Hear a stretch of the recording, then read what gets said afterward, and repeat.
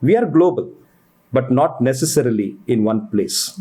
That is our strength today, which we really enjoy as a global team. When it comes into HV, the markets of Europe and China are already growing significantly. In fact, China faster than Europe. So this is the time when we look to place those competencies in those regions. Hybrid, for example, Europe is far more stronger than the rest of the world because there the environmental regulation push less than 95 grams per kilometer. While electrification is a solution, hybrid is a better solution in the intermediate stage. So Europe has got the center of competence for hybrids, particularly the mild hybrids, and there we are already leaders in this segment.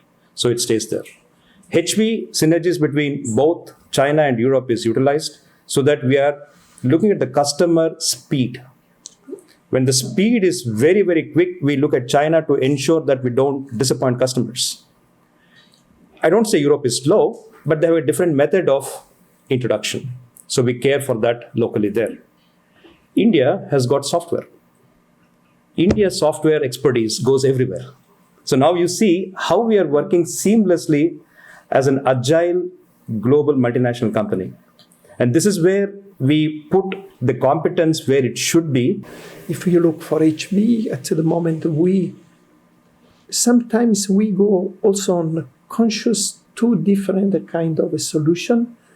For example, if we look now the controller part of the HV products, we are developing two solutions in parallel, just because market in China required a completely different speed, whilst the market in Europe requires a completely different kind of consistency, let me say, of the product. And then in these cases, we are working on two different solutions. But these are the decisions that we take, as Anil was saying, as it comes by, very flexible, very agile. And what is very important is to try to make sure that we can support our customers. If we look from our company, but then Anil, you can build up these things. We are not betting or banking only on electrification. In our strategy is clear. We have 100 plus years of history on a 12-volt business. Let's say now 12, or let me say conventional product, ICE product, and we will remain there. And these products will die when the ICE will die. But that means for us, we will continue to stay there until the end.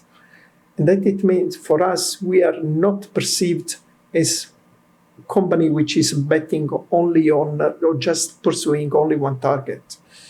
We have the base there, and then of course there is the part of the future which is the electrification. On electrification, we are capitalizing our core competence. We are not a startup, because if we look, for example, an electrical motor, yes, the voltage is higher, but it's still an electrical motor, what we have produced in the past 100 years, that it means we do have core competences that can make the differences. And what Anil was saying before, we must not undermining the competence that we have in manufacturing.